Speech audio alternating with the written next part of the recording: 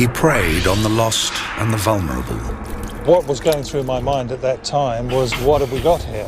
Because I'd never seen anything like this before. He murdered 15 men without the police realizing a killer was at large. He attacked without reason. He tried to drown me, and apparently he brought me back to life. His brutality shocked even the most hardened of investigators. There was an evil smell as well as an evil feel to the whole thing. Who was the most macabre serial killer to prowl the streets of London?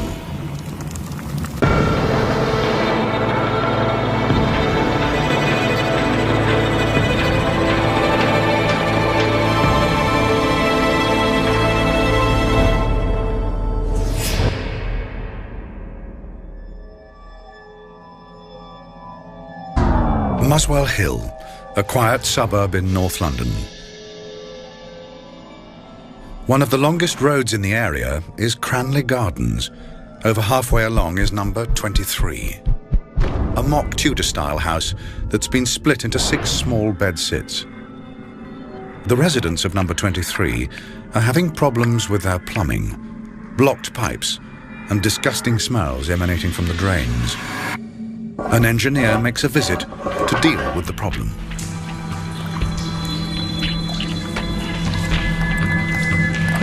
Initially, there appears to be no obvious cause for the blockage. Then, something catches the engineer's eye. I found something! Caught in the drain are strange-looking lumps of meat and bone. They're like nothing the engineer has ever seen before. What is that? Highly suspicious of what they've discovered, the engineers call the police. News of their strange findings soon makes its way to Detective Chief Inspector Peter J. There's a day in my life that I'll never forget. I had a phone call from the early turn duty officer, a uniform inspector, and he asked me if I would come up to 23 Cranley Gardens in Muswell Hill because he'd found something in some drains that he didn't like the look of. Arriving at the scene, Jay is shown the lumps of meat and bone. Almost immediately, he fears the worst. When I looked closely at these remains, I had a funny feeling that they were human because the bones were about 3 inches long, 2.5, 3 inches long, and they had a knuckle at each end, and it looked very much like they'd come from a human hand. To try and find out for certain, Jay rushes the bones and flesh to forensic pathologist, Professor David Bowen. The bones were clearly those from the hand. Small bones and a bigger bone from the wrist area. So it was quite clear from Mr. J's findings to me that there was the body of or parts of a body of a human being. With the remains confirmed as human, Peter J's mind immediately fills with horrific possibilities. So I thought, well, somebody's been murdered, and bits and pieces of him have been flushed down the toilet. And then all sorts of possibilities crop up in your mind. What else has happened? Where are the bones? Where's the rest of the body? Where's the head? The race is now on to find the rest of the body. The first clue comes when the police examine the building's plumbing system. The blockage went halfway up the drains, halfway up the side of the house. No one was living on the middle floor, so it had to be coming from the top floor. The top floor flat is rented to 37-year-old Dennis Nilsen, an executive officer at a nearby job centre. So it was a question of going straight back to 23 Cranley Gardens, and I waited inside the hallway with Steve McCusker, my deputy, in order that we could be there when the occupant of the top flat came home from work. Mr. Nilsen. Dennis Nilsen? Yes. I'm Detective Chief Inspector Peter J. I've come about your drains. I didn't know the police were interested in plumbing. These two health inspectors? No. We are here because we found something in your drains. We think you can tell us where it came from. So, if you let us into your flat, we'll tell you all about it. Okay, follow me. Nothing could ever prepare Peter J. for the horrific secrets hidden behind Nilsen's door.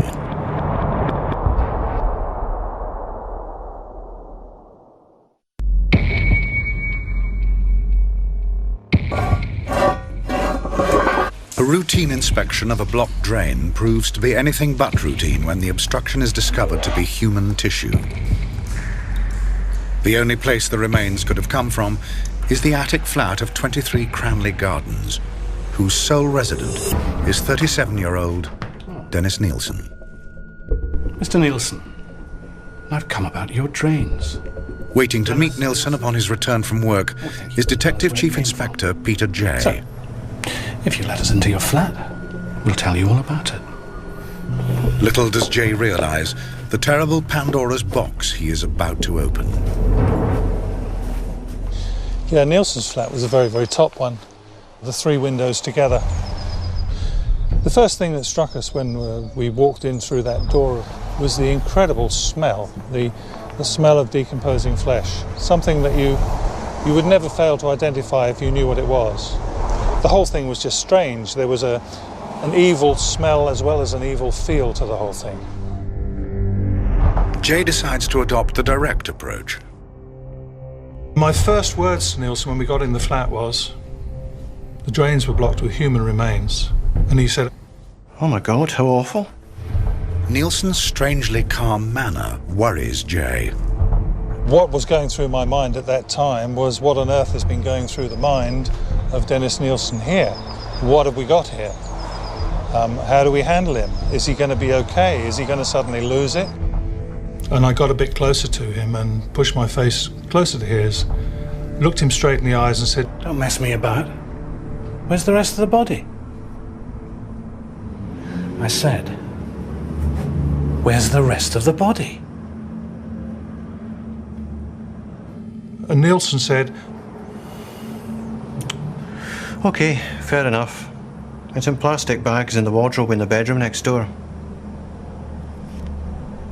I'll show you.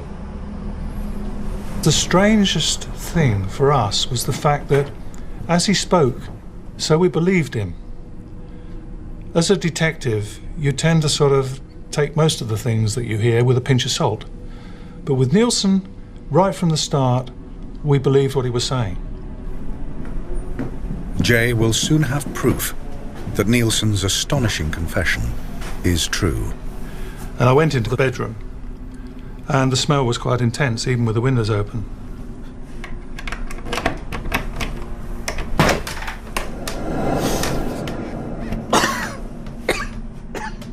And you could immediately smell that familiar smell of decomposing flesh.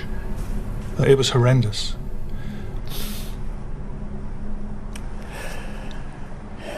Is there anything else you want to tell me? It's a long story. I'll tell you everything, but not here, at the police station. So it's just a question of getting Nilsen up to the police station and then starting a murder inquiry. The police's first task is to identify the victim and find out how they met their gruesome fate. But arresting officer Steve McCusker fears the bags could contain even more horrors. We took him to the police car, and I sat in the back with him, and DCI J drove off. And there was something bothering me when I looked at the two sacks, and I thought, these are pretty large sacks, and if there is a dead person there, well, he was obviously a big man. And I just said to Nilsen, I said, how many bodies are we talking about here? Is it one or two? And he said, Neither. It's 15 or 16, I think. It's a relief to be able to get it all off my chest. And I remember Peter almost crashing the car. And it was the chilling way that he said it that we realized that this guy wasn't kidding. We had no handcuffs, no truncheons with us. and suddenly realized we were sitting with a killer. And as I had no handcuffs, I just grabbed his jacket to make sure that he wouldn't run out of the car now that we had him. And we proceeded like that back to the police station. With Nilsen held at the police station, DCIJ and scene of crime officers return to Cranley Gardens. As each room is examined, Nilsen's flat begins to give up its horrific secrets. We found the remains of 3 victims in the bags in his bedroom. And he had cut the bodies up into 5 parts. So you had the lower torso, and the upper torso had been split, and the heads had been removed. The dismembered remains are taken to Hornsey Mortuary, where the unenviable task of piecing the body parts together falls to forensic pathologist Professor David Bowen. I was struck by the fact that the separation of the bones from the skeleton, the lower and the upper limbs, had been expertly done. The person responsible had developed some knowledge of dissection of the body. It is now a race against time to secure as much hard evidence as possible. Must remind you, you're under court. In the interviews that we did with Nilsen, we obviously tried to get as much information as we could about each of his victims. Bearing in mind, we had to charge this guy or let him go after 48 hours. In your wardrobe, we found 2 black plastic bags. When the bags were opened, they were found to contain dismembered parts of human bodies. Would you like to tell me what happened? In what context? Incredibly, within just a few minutes of the interview starting, Nilsen manages to shock Jay with another chilling admission. Have you searched the rest of the flat? Why?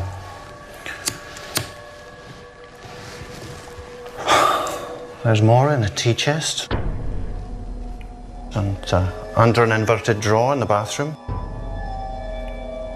The total of which is the remains of 3 people. Hidden under an upturned drawer in the bathroom, the police find the lower half of a man's body. Opening the tea chest in the living room, they uncover another torso with 2 partially dissected legs, a skull, and several bones. In all, the remains of 3 bodies. One victim had only been dead for a few days. One had been dead for 9 months, and the other had been dead for 18 months. So there were awful problems with decomposition and smells and so on and so forth. Brought the whole community together. All it took was her smile. As today's fragments made their way to the forensic laboratory. When news breaks of the gory discoveries, the press descend on North London. And it'll be the end of the week before they get through their unpleasant task. Nilsen's on-off boyfriend, Martin Hunter Craig, knows immediately who the reports are talking about. I was staying in a hostel in Dean Street in London when the news broke that there had been a man arrested for murder in Cranley Gardens in northwest London. I instantly knew that it was something to do with Des. I'd been around to see him just 2 days before, and something was very wrong. He wouldn't let me in the flat, and he held the door open. And while he was talking to me, as if he said somebody was in there, but something smelled awful, and he told me not to go in, in a very strict way. You don't go in, which I've just never seen him do before. There was something, when the news broke on the radio, I just knew.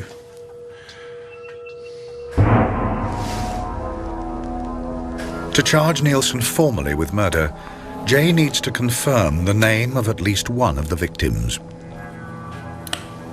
Who were they? The first one, I forget the name. The second one, never knew his name. The third, was Stephen Sinclair. It's a major breakthrough in the case. But for Jay, just having Nilsen's word isn't enough. He has to find solid proof of the victim's identity. We reached a stage where we were quite worried because the thought was always in our minds that if we charged Nilsen with the murder of John Smith, and John Smith turned up at the Old Bailey on the first day of the trial, we would lose credibility all the way through. So we had to be incredibly certain of what we had. To give Jay the proof he requires, the forensic team focus their efforts on the body of Nilsen's latest victim. We took from the bags carefully and laid each limb, each bone out on the floor. So it was perhaps easier than one would have thought to jigsaw everything together. It was a horrendous feeling, really, to look at these body parts, especially in the mortuary when they were reassembled, and try and think that, you know, these were human beings who were not that long ago walking around reasonably happily. With the body reassembled, Bowen carefully lifts the fingerprints from one of the dismembered hands. By matching them to police records, Jay gets the confirmation he needs. Nilsen's last victim is indeed 20-year-old Stephen Sinclair.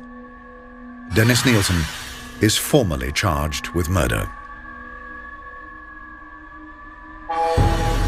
Jay can now begin to piece together the final movements of Nilsen's last victim. Tell me about Stephen Sinclair. We went back to my flat and started to drink. He started to nod off. I sat with headphones listening to music.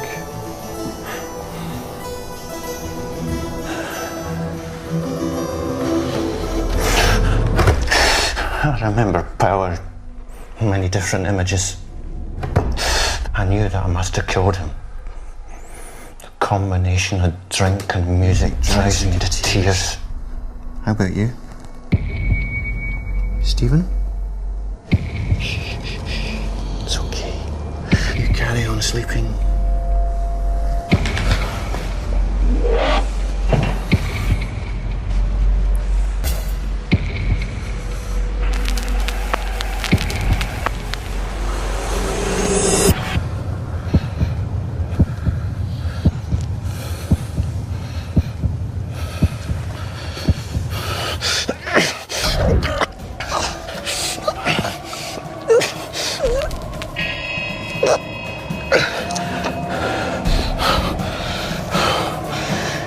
Stephen, that didn't hurt at all.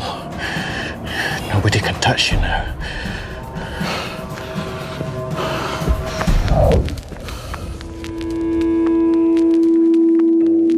Following Nilsen's arrest, the police find the strange homemade weapon he'd used to strangle Stephen Sinclair. This was one of the devices that he used to strangle his last victim. It's a tie with a little piece of string attached to it. He said he murdered nearly all his victims using a tie. In fact, he made a quip at the end, saying, I used to have 15 ties and now all I've got is a clip on one. That was his sense of humour. Next, Jay has to discover how Nilsen disposed of the body. Can't remember anything else until I woke up the next morning. He was still in the armchair, and he was dead. What did you do when you found Sinclair dead in the chair? The following evening, I put a plastic sheet on the middle part of the front room. I took the body and laid it on the plastic sheet and got a long kitchen knife.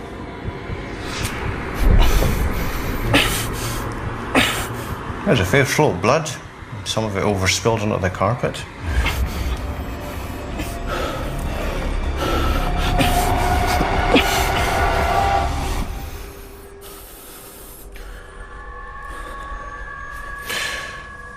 cut the head off and got the pot out of the bathroom.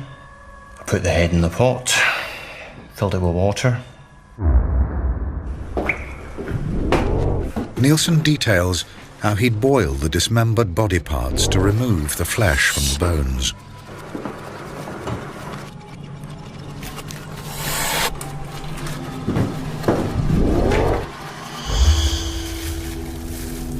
Nilsen later goes on to recall how he set about systematically flushing the boiled remains down the toilet.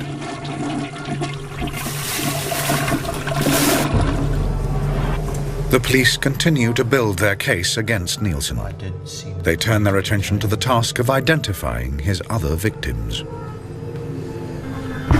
The trail of death and mutilation is about to get a lot longer.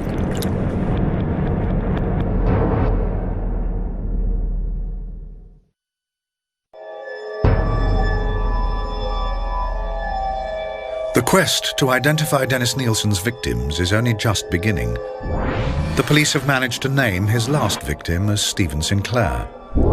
The two other bodies discovered at Nilsen's North London flat still remain nameless. But Nilsen claims to have killed at least another dozen men. It's 15 or 16, I think. For Peter J., identifying the other victims has become a personal mission. One of the things we felt very strongly, because I think 60% of us on the team were parents, we felt very strongly that we should take each investigation to the limit, because we felt a duty towards parents whose sons may have been victims of Nilsen. So we were under considerable pressure. We felt the pressure to take it as far as we could, so that we can actually be straight up with people at the end and say, your son was a victim or your son wasn't a victim. To discover the fate of the other men killed by Nilsen, the police turn their attention to his previous address in Melrose Avenue.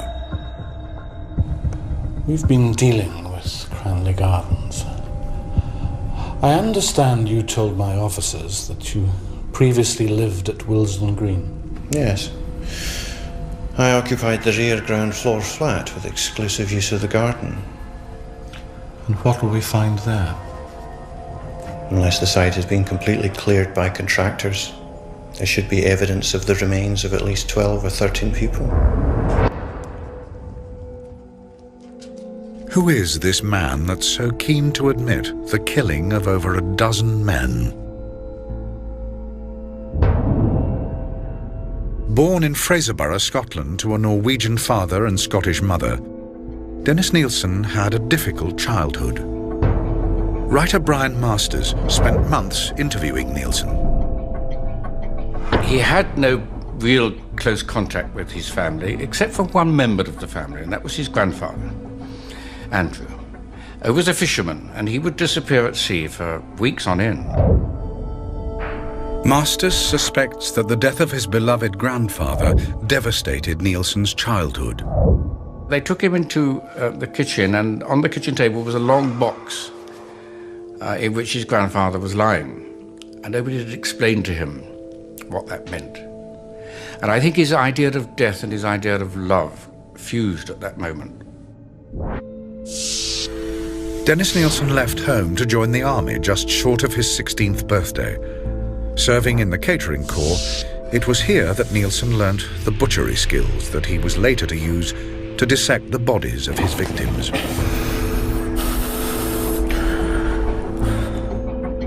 After 11 years' service, Nilsen joined the Metropolitan Police.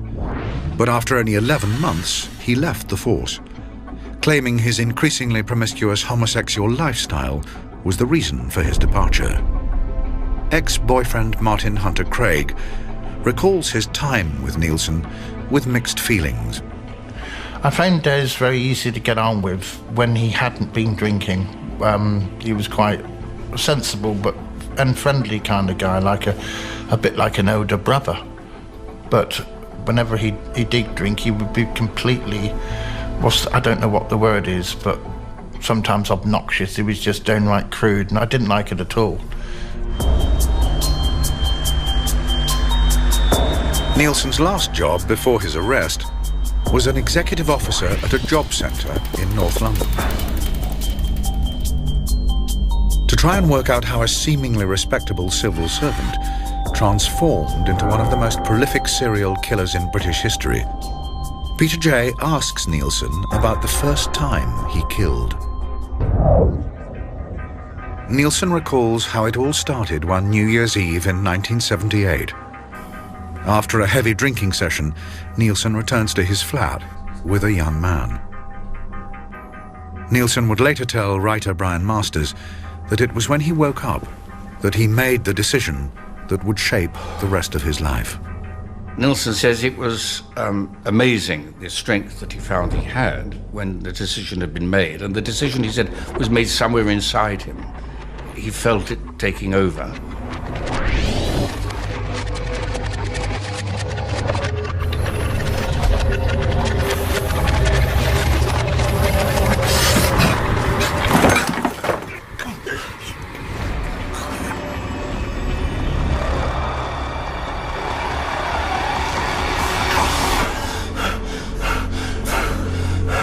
Although Nilsen is able to recall how he'd killed his first nameless victim, to Jay's frustration, Nilsen could never say why he killed.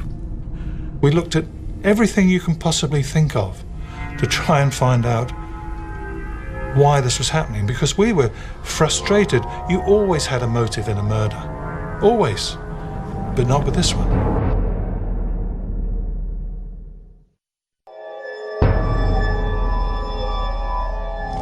After questioning Nilsen for many weeks, Brian Masters believes he's uncovered the reason why Nilsen was driven to kill.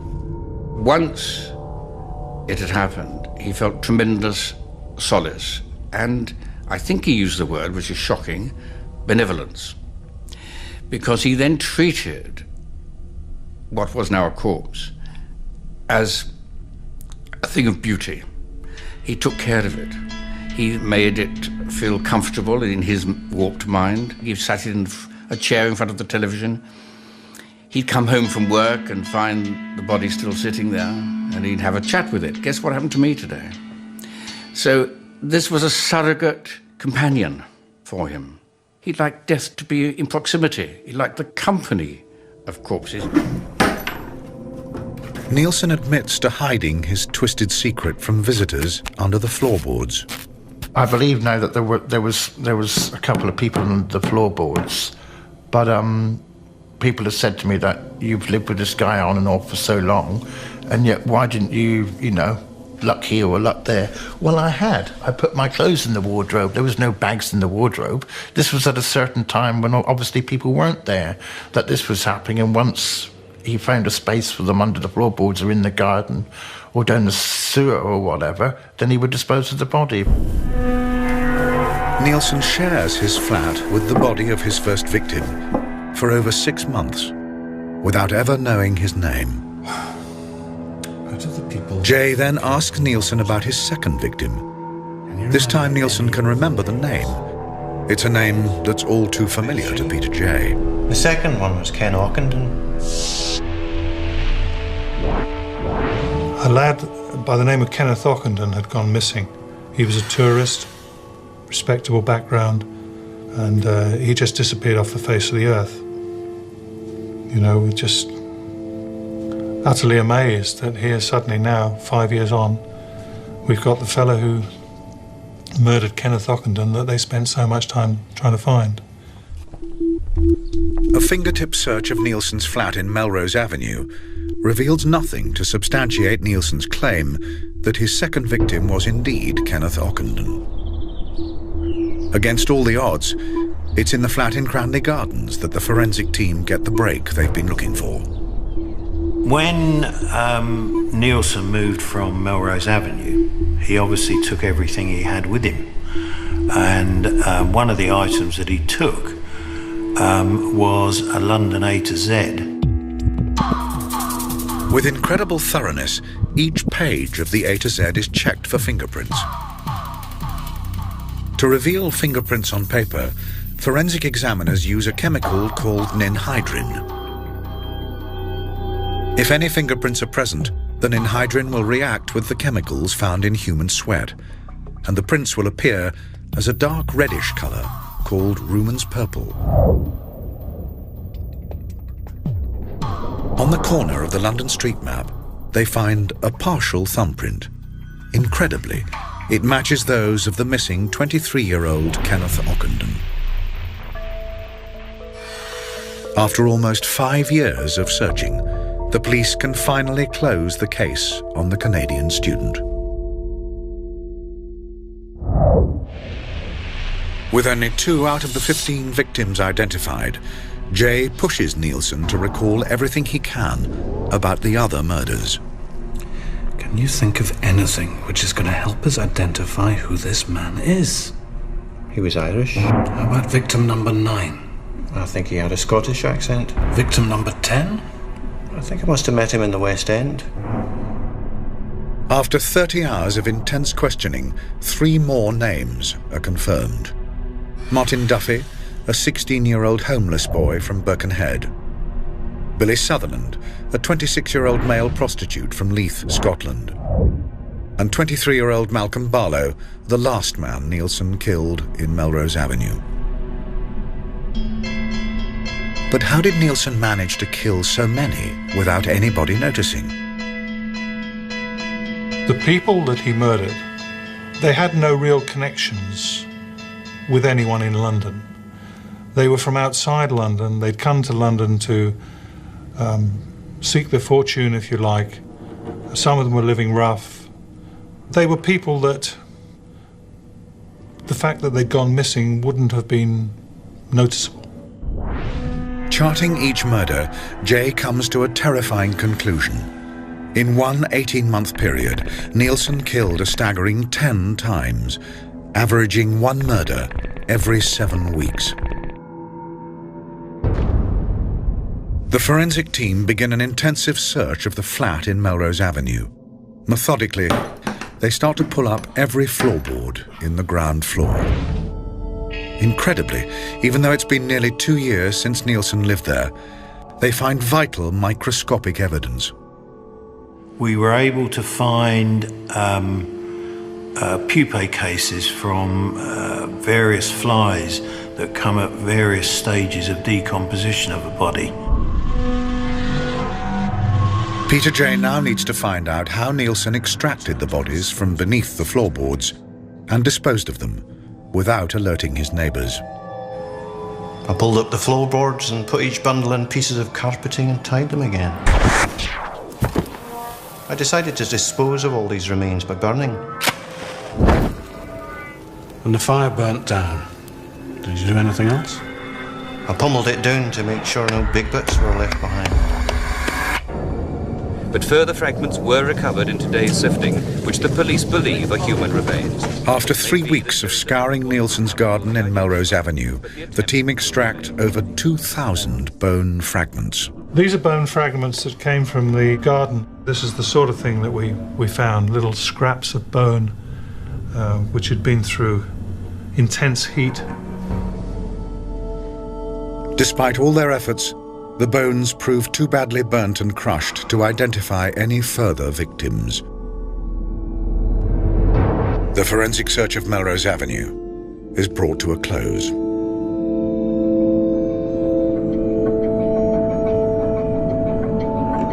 Then the police are handed an unexpected breakthrough. In the course of a separate investigation, the police identify a man who survived a Nilsen attack. 21-year-old Carl Stotter. Interviewed in 1983, Stotter recalls the night Nilsen tried to kill him. I fell asleep and I woke up and he was strangling me.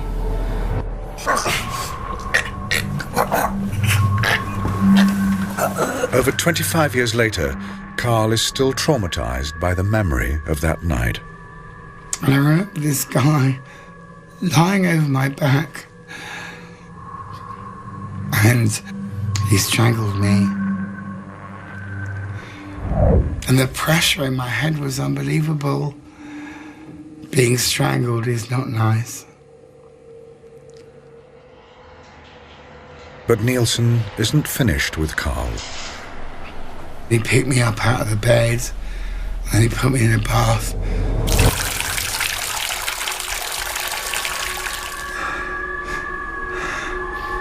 And he tried to drown me.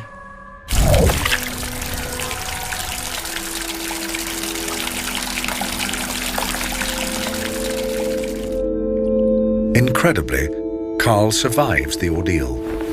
For 3 days he lies unconscious in Nilsen's flat before coming round. Yet rather than finishing Carl off, for some inexplicable reason, Nilsen does everything he can to revive him.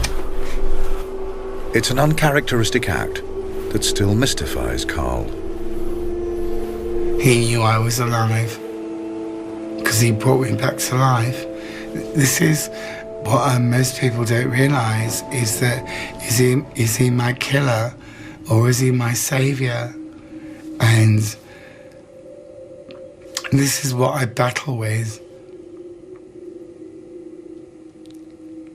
Did he kill me or did he save me? Carl's testimony provides police with an insight into the troubled mind of Dennis Nilsen. It also gives the police a key witness for the upcoming trial.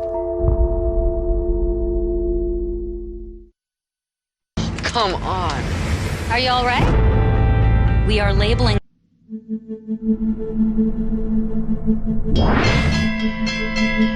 For 5 years, Dennis Nilsen waged a campaign of murder that went completely undetected by the police. Following his arrest, Nilsen readily confesses to the strangulation, dismemberment, and disposal of 15 men. After 6 months, the police investigation has turned up the names of just 5 of his 15 victims. With the inquiry into the murders at Melrose Avenue exhausted, the efforts now focus on the anonymous bodies found in Cranley Gardens. Nilsen is vague, but he thinks one of the men he killed was called John, and that he'd served in the Guards. He said he was from High Wycombe. We sat and drank. In order to try and get to the bottom of that one, we sent a team off to look through all the Guards' records to try and find a John who came from High Wycombe. And the ones that were found were traced, still alive.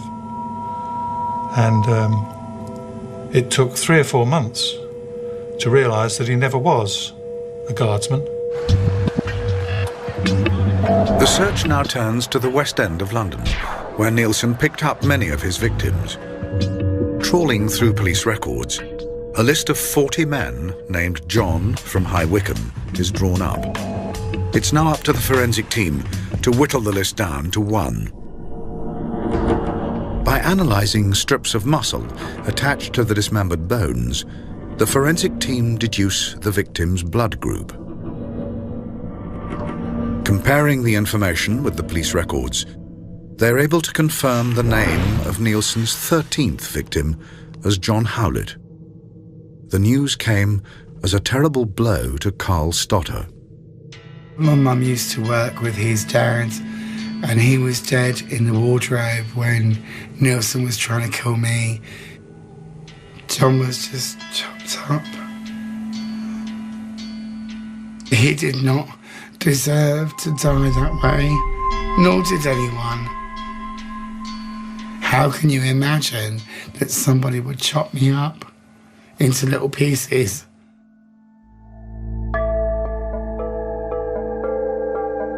The police can now put 6 names to Nilsen's 15 victims.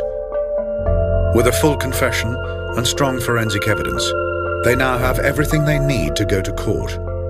But there is still one last question Jay wants answered.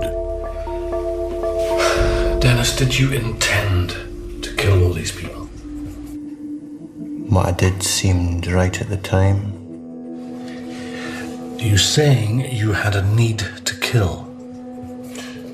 In some cases, at that precise moment of the act, I felt my sole reason for existence was to carry out that act.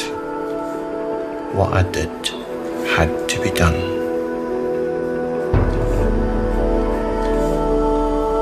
Nilsen's lack of regret still troubles Peter J. He never ever showed any remorse.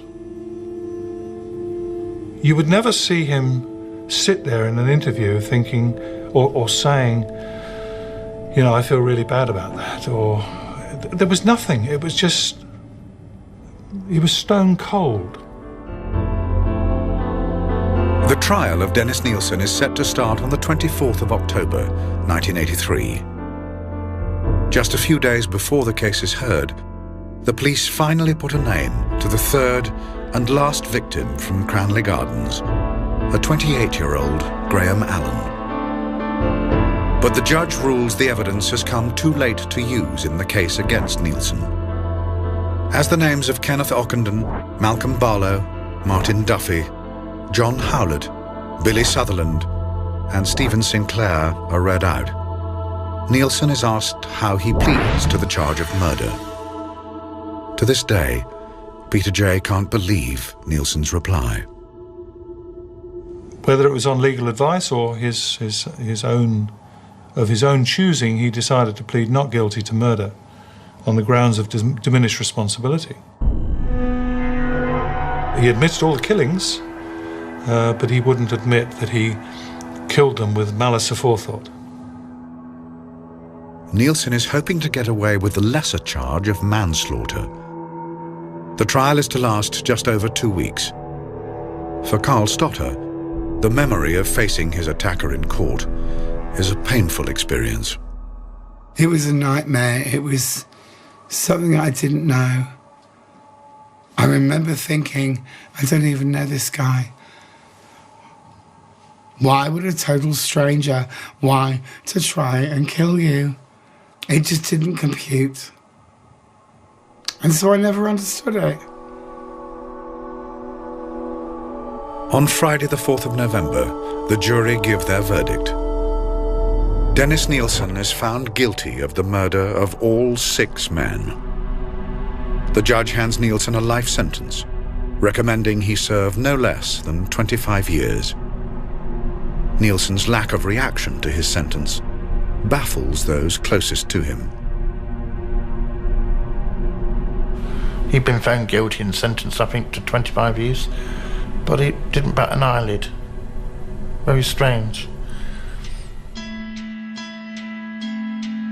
Nilsen was to make one last chilling confession to Peter J. Nilsen said if you hadn't caught me now, it wouldn't have been 15 murders. It would have probably been 150 if I'd been caught later on. He said there was no stopping me. I couldn't help myself.